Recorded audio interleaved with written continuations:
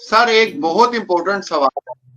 सवाल ये है कि जब पंडित भाग गया, ठीक है जी, पंडित जब भागा तो अब इनके पास जो बोल तो ये झूठ ही रहे हैं, शुरू से झूठ बोल रहे हैं, लेकिन इनके पास एक झूठ बोलने वाली वो जो इन्होंने एक हल्की सी रखी थी कि नेपाल में पहले शादी हो गई थी। तो सर आप क्या समझते हैं कि जो ये जाली शादी इधर इन्होंने करवाई इंडिया में, उसके ऊपर जो भी उन्होंने बनाए गए होंगे, दस्तावेज बनाए गए होंगे, डॉक्यूमेंट्स बनाए गए होंगे, तो उसमें पंडित साहब की गवाही तो मौजूद होगी कि भाई मैं वहां मौजूद था और ये मैंने करवाया। ठीक हो गया। अब मसला ये कहने का है कि आप समझते हैं कि नेपाल में कुछ ऐसा ये लोग कर सकते हैं कि वहां से कोई भी एफिडेविट या इस तरह क्या कोई सर्टिफिकेट शादी का नेपाल से ये ला सकते हैं वहां दिखाने के लिए कि शादी तो नेपाल में हो गई, हमने तो एनिवर्सरी यहां मनाई है। इसके बारे में आप क्या कहेंगे? देखिए, जो पंडित जी थे, पंडित जी ने एफिडेविट फाइल किया कोर्ट में कि जी मैंने शादी नहीं कराई और ना मैं शादी में था, मैं पंडित का काम करता हूं, मैं तो इनकी तो शादी पहले से ये लोग बता रहे हैं कि वहां हुई है, मैंने शादी नहीं कराई, मेरा कोई लेना देना नहीं है। तो वो तो एफिडेविट फाइल कर दिया, तो वो तो मामला ही जो है ये हो गया कि वो जो 12/3 को जो इन्होंने फंक्शन किया वो शादी नहीं मानी गई, क्योंकि पंडित जी का एफिडेविट आ गया। अब रही नेपाल की शादी की बात, तो आप मेरे को ये बताओ कि एक मैं एक मिसाल देता हूं आपको, मैंने पहले भी ये मिसाल दी थी कि एक नौजवान मस्जिद में बैठ के रो रहा था बुरी तरीके से।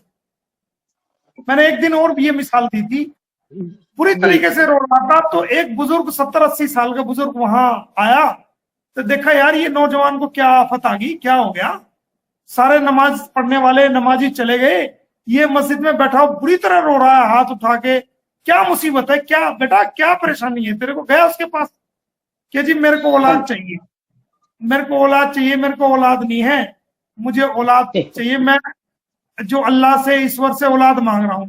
कह रहा बेटा औलाद चाहिए, कह रहा हो जाएगी, फिर क्यों दिक्कत मान रहा है, ऊपर वाले से मांग रहा है तो ऊपर वाला तेरे को, जब तू इतनी रो के मांग रहा है तो तेरे को औलाद मिल जाएगी। फिर उसके मन सियाना था वो, समझदार था बुजुर्ग, 70-80 साल का था। कहने लगा बेटा ये बता तेरी शादी को कितने साल हो गए। होता ना कई बार के भाई चलो बहुत ज्यादा टाइम हो गया शादी को, क्यों नहीं औलाद हो रही, क्या वजह। तो कह रहा जी मेरी शादी तो हुई नहीं।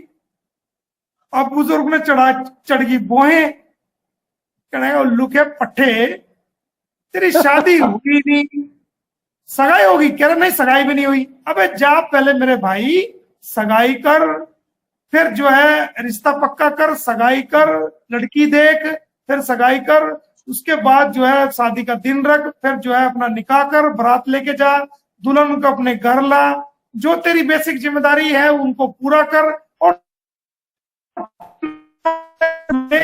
तक शादी के बाद वेट कर, तब जाके तेरी मांग, फिर दुआ मांग, तो तब जाके तेरे औलाद होगी।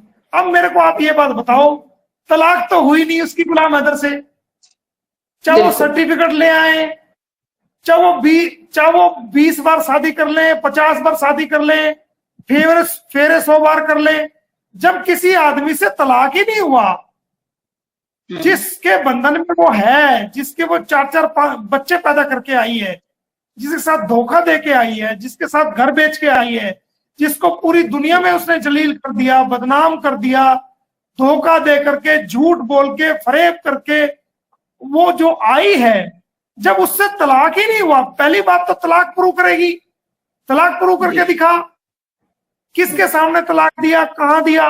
भारत में तो 3 तलाक भी नहीं चलता। अगर ये कहेगी कि 3 तलाक है, वो तो भारत में मान्य नहीं है 3 तलाक, सुप्रीम कोर्ट का ऑर्डर आ गया। 3 तलाक अगर वन टाइम में कोई कहता है कि भाई तलाक दी जा रही है, कोई पति किसी पत्नी को तलाक दे 3 बार, तो वो तो भारत में भी मान्यता नहीं है उसकी कोई एडमिसिबिलिटी नहीं है, तो वो तो कानून हमारे यहाँ माना नहीं जाता। तो पहले तो तलाक प्रूव करेगी, और तलाक जब मुस्लिम कानून में जब तलाक हो जाता है तो 4 महीने 10 दिन तक इद्दत में रहना पड़ता है। जो मेहर का पैसा होता है, जो गुलाम हैदर की और इसके बीच में जो मेहर तय हुई थी, वो मेहर का पैसा देना पड़ेगा। जो इद्दत का जो 4 महीने 10 दिन तलाक होने के बाद उसको इद्दत पीरियड गुजारना पड़ेगा, तो वो इद्दत पीरियड का भी पैसा देना पड़ेगा, वो पति पे फर्ज होता है। तो तुमने तलाक कब हुई, तुम्हारी इद्दत कब हुई, तुमने इद्दत कहां की, किसने तुम्हारी इद्दत करवाई, इद्दत का सर्टिफिकेट कहाँ है, बताओ किसके सामने हुई तुम्हारी इद्दत। तो जब तक इद्दत नहीं होती और जो मेहर का पैसा नहीं दिया जाता तो तलाक तो वैसे भी नहीं होती। तो पहले तो तलाक, बात सवाल ये नहीं है कि शादी किससे करी किससे नहीं करी। कल को क्वैसमीर से कहने लगे जी मैं तो फेरे लेंगी, तो क्वैसमीर को हम कह देंगे क्वैसमीर से शादी कर ली है। खुदा का वास्ता सर वो तो ऑलरेडी पहले ही बोल चुकी है कि all Pakistani are my brother, तो ब्रदर तो फिर नहीं हो सकता है ना, मामा बन सकते हैं। अरे भाई सुनो, इस्लाम मजहब में क्या होता है, नहीं वो सर वो अपने आप को हिंदू समझ रही है ना। नहीं मैं बता रहा हूँ ना, इस्लाम मजहब में क्या होता है, मुस्लिम धर्म में ज्यादातर आपस में रिश्ते होते हैं, मौसी का मौसी के बेटे से हो जाएगा, है ना। ब्लड रिलेशन में सगे भाई बहन के चाचा को छोड़कर, बुआ को छोड़ करके ज्यादातर नॉन में हो जाता है। तो जब शादी नहीं होती तो वो एक दूसरे को वो भाई बहन की तरह ही होते हैं वो सारे। वो तो निकाह, जहां निकाह किनके बीच में निकाह होता है वो एक डायग्राम बना हुआ है, किनके बीच में निकाह हो सकता नहीं हो सकता। तो कश्मीर के फेरे करा देंगे, क्या दिक्कत है।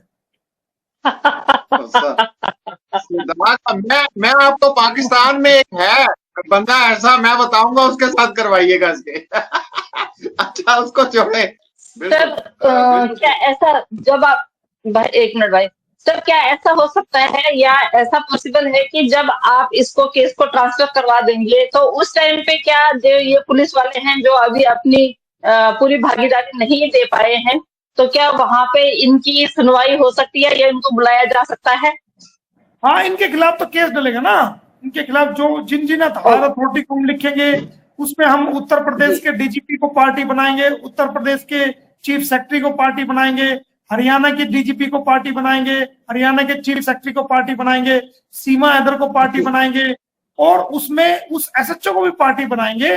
आपने देखा होगा यूट्यूब में भी मैंने पार्टी बनाया है। तो इनको पार्टी बनाएंगे, हाईकोर्ट और सुप्रीम कोर्ट के अंदर भी पार्टी बनाएंगे। इनको जवाब देना पड़ेगा, इनको बाकायदा जवाब देना पड़ेगा और एफिडेविट पर जवाब देना पड़ेगा। तो इनकी जवाबदेही है वो। सर फिर इसमें एपी सिंह जी का क्या रोल रहेगा? एपी सिंह का तो कोई रोल नहीं ना, वो तो सरकार के बीच में और जो पुलिस अधिकारी उनके बीच में, और हरियाणा और उत्तर प्रदेश सरकार के अधिकारियों के बीच का मामला है। इसका कोई रोल नहीं है उसके अंदर। जी अब ये जवाब मुझे मिल गया सवाल का। बहन ने दोबारा रिपीट वो किया तो आपने टोटल उसको एक्सप्लेन कर दिया।